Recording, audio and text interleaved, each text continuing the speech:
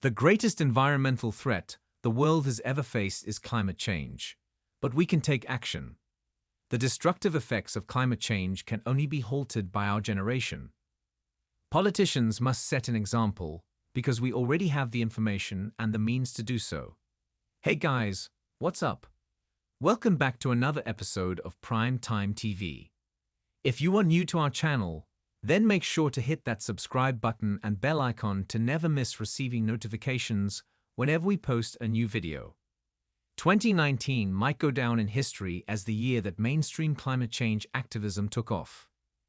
At a series of protests held at the end of September in more than 180 countries to coincide with the UN Climate Summit, an estimated 6 million people demanded that much more be done to reduce greenhouse gas emissions. The largest climate protest in history was most likely this one. For an entire year, protests in the form of school walkouts had occurred all over the world. By attempting to highlight the potentially disastrous effects of inaction, the Extinction Rebellion initiative has gained an additional advantage. It has taken time for awareness and activism to reach this high level. When the Intergovernmental Panel on Climate Change was established in 1988, government action started more than 30 years ago. The Rio Earth Summit in 1992 saw the signing of the first international climate agreement. In 1997, the Kyoto Protocol was approved.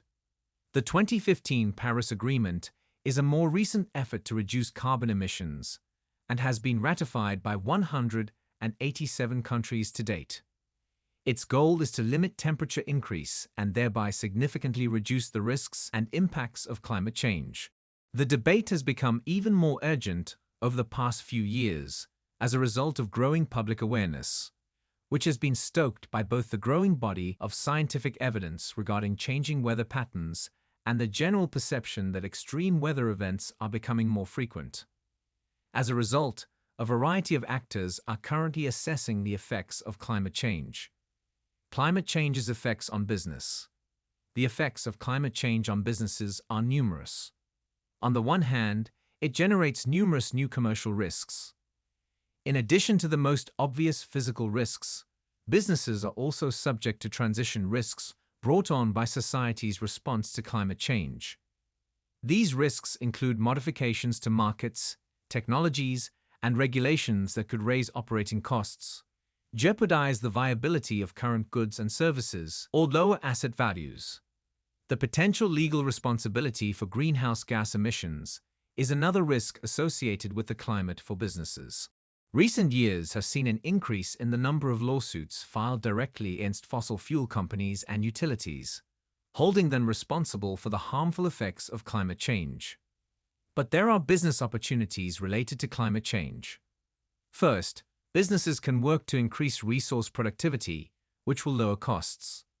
Second, climate change can inspire innovation, leading to the development of new goods and services that either reduce carbon emissions themselves or enable others to do so.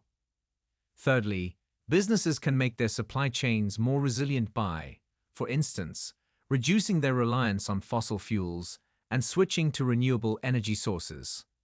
These actions taken collectively can increase competition and open up new market opportunities. Do businesses feel pressure to take action on climate change?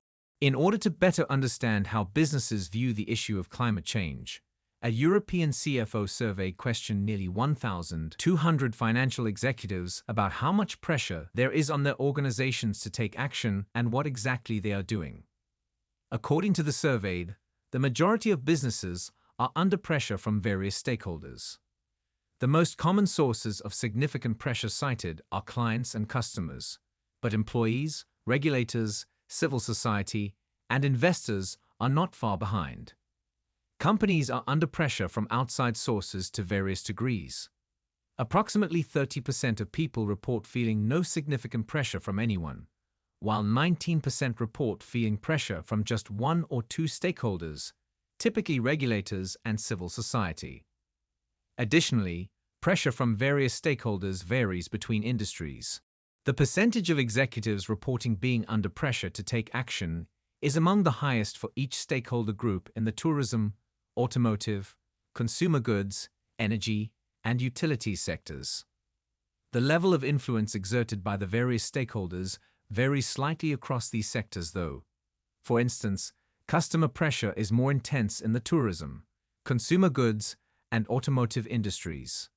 Investors and regulators exert more pressure on the energy and utility industries. Setting emission reduction goals to begin climate action. Clarity on what must be accomplished is useful when defining a company's response to climate change. This could be accomplished by establishing goals for future carbon emissions while taking into account regional, national, and global emission reduction commitments, such as the Paris Agreement. Companies can now derive their individual CO2 reduction targets using science and bring them in line with the goals outlined in the IPCC climate scenarios. Even though the agreement mandates that each nation define and communicate emissions targets at the national level. Setting goals that specify the company's fair share of the Paris commitments and the rate of the transformation needed to reach these objectives is thus good practice. Consumers, employees, and shareholders are evaluating and interacting with companies differently as a result of climate change. This can occasionally result in a genuine shift where business models need to be reevaluated. Companies must not only assess and then manage their exposure to climate-related risks. They must also include climate change in their long-term strategic plans. Failure to do so will jeopardize the long-term viability of their company. What do you guys think? Let us know in the comments. If you found the video informative, don't forget to like, share, and subscribe. Thanks for watching.